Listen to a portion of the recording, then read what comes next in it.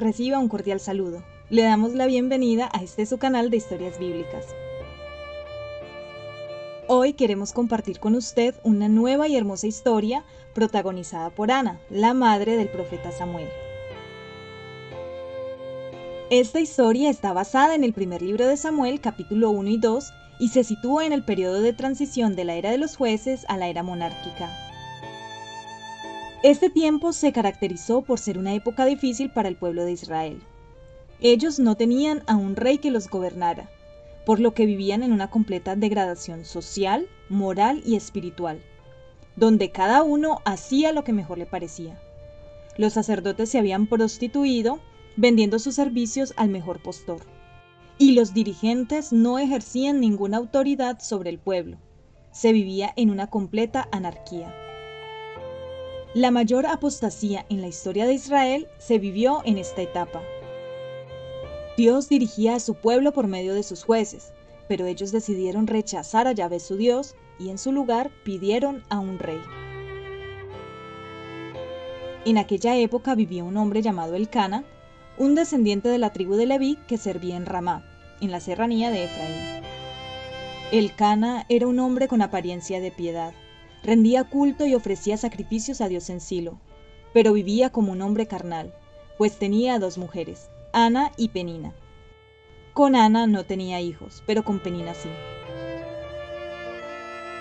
Cada año, cuando iban al templo del Señor, Penina injuriaba y se burlaba de Ana, por lo que Ana se afligía mucho.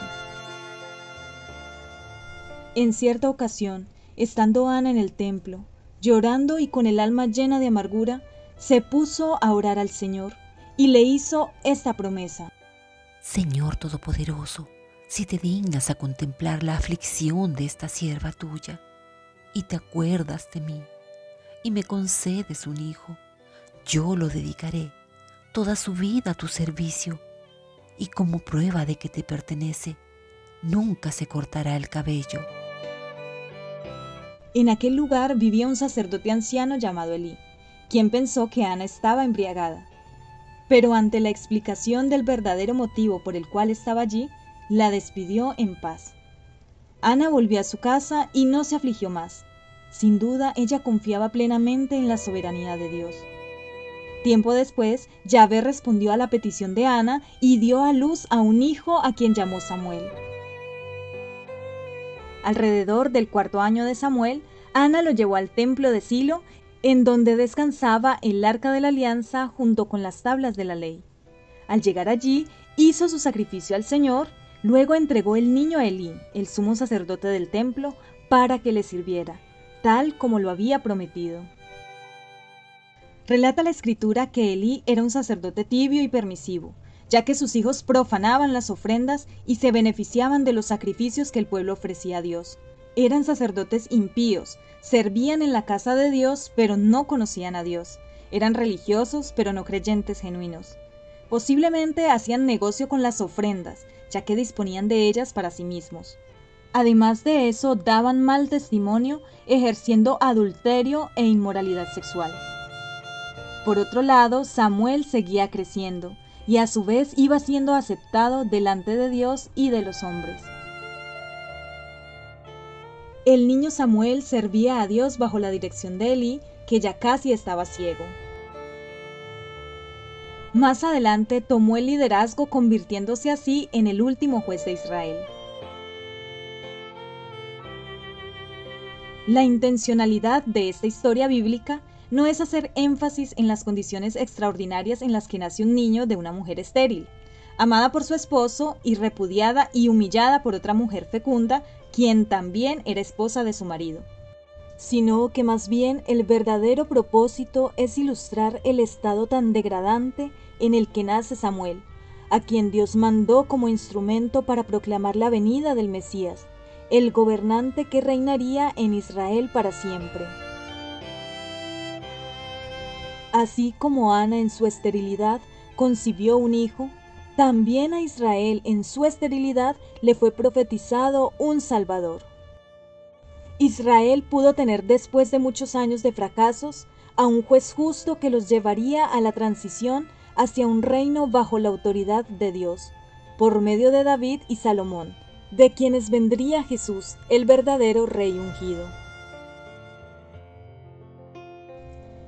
En esta fascinante historia de hoy, resaltaremos la oración que hizo Ana al Señor cuando le presenta a su pequeño hijo como muestra de su fidelidad y agradecimiento. Pero no lo haremos de manera religiosa, emocional y superficial como lo vemos en el ambiente religioso del día de hoy, sino que lo analizaremos de forma expositiva y lo redirigiremos al Evangelio como es costumbre hacerlo en cada historia bíblica de nuestro canal. Ana oró al Señor diciendo: Mi corazón se regocija en Yahweh, mi poder se exalta en Yahweh. Mi boca se ensanchó sobre mis enemigos, por cuanto me alegré en tu salvación. No hay santo como Yahweh, porque no hay ninguno fuera de ti, y no hay refugio como el Dios nuestro. No multipliquéis palabras de grandeza y altanería. Cesen las palabras arrogantes de vuestra boca, porque el Dios de todo saber es Yahweh, y a Él le toca el pesar las acciones. Los arcos de los fuertes fueron quebrados, y los débiles se ciñeron de poder. Los saciados se alquilaron por pan, y los hambrientos dejaron de tener hambre. Hasta la estéril ha dado a luz 7, y a la que tenía muchos hijos languidece. Yahweh mata, y Él da vida. Él hace descender al Seol y hace subir. Yahweh empobrece y Él enriquece, abate y enaltece. Él levanta del polvo al pobre y del muladar exalta al menesteroso, para hacerle sentarse con príncipes y heredar un sitio de honor. Porque de Yahweh son las columnas de la tierra, y Él afirmó sobre ellas el mundo. Él guarda los pies de sus santos, mas los impíos perecen en tinieblas, porque nadie será fuerte en su propia fuerza. Delante de Yahweh será quebrantados sus adversarios, y sobre ellos tronará desde los cielos. Yahweh juzgará los confines de la tierra, y dará poder a su rey, y exaltará el poderío de su ungido. ¿Qué aspectos importantes podemos resaltar de esta preciosa oración? Sin duda alguna, esta oración muestra la gratitud y el gozo de Ana por haber recibido del Señor una respuesta a su petición.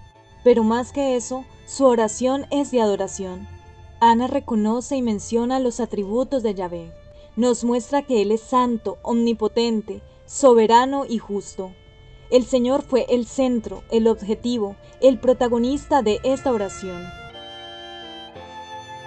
Finalmente, Ana profetiza que la salvación vendría de Dios por medio del Cristo el Mesías, quien sería el gobernante de Israel por excelencia. Lo anterior evidencia que Ana obedeció el mandato universal para salvación. Primero dio cuenta de su fe en Dios, manifestando que Él es el único Dios, santo, digno, todopoderoso, soberano y justo, de quien vendría la salvación por medio del Mesías. Y segundo, reconoció delante de Él su pecado, su fragilidad, su inseguridad, su miedo. Dejó todo en manos de Dios, y no tuvo más aflicción como lo relata la Escritura. Quedan así explícitas las dos condiciones para la salvación. Ana es un vivo ejemplo de conversión genuina al reconocer la autoridad de Dios en medio de la apostasía en la que estaba inmerso el pueblo de Israel. Ella misma hacía parte de una familia disfuncional, donde la poligamia había traído amargura a su corazón. Pero ella, pese a todo eso, no endureció su corazón. Por el contrario, puso su vida en manos de Dios, descansando en su soberanía divina. Ella le pidió a Dios un hijo, quien sería entregado al servicio de Yahvé, y en agradecimiento surgió su oración de adoración a Dios. Al igual que Ana, estimada oyente, busque su conversión genuina y obedezca los dos únicos mandatos que usted debe cumplir para la salvación eterna de su alma. Primero, reconozca uno a uno sus pecados y abandone los que está cometiendo en el presente. Luego, crea, aprópiese de la justicia de Dios que recibió el Señor en la cruz del Calvario por causa de sus injusticias. Dios es santo y justo, y el hombre es un ser pecador e injusto. Dios no puede permitir al pecador y sus pecados en su presencia. Por eso a su Hijo amado le fue imputado todos los pecados de la humanidad, es decir, todas nuestras injusticias, las suyas y las mías, algo que Él no merecía.